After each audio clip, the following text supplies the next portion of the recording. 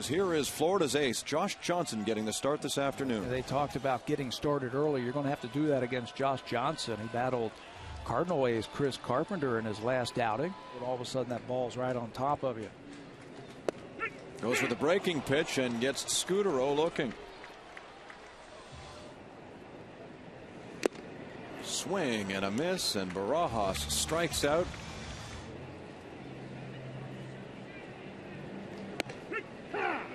Lynn strikes out. Quickly one gone in the last game in Texas, but came away with a loss just the same. Overbay's punched out as Johnson goes with the changeup. Well, the experience is wonderful. There's such good people that surround the museum.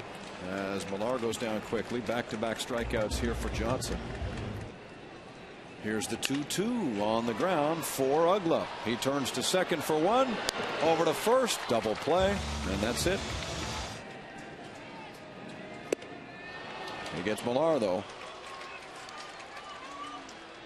2 out. Sailing in the air into shallow center field. Ross comes in. And the game is now over as the Florida Marlins come into Toronto and sweep the Blue Jays in 3. What a performance, a complete game victory for Josh Johnson.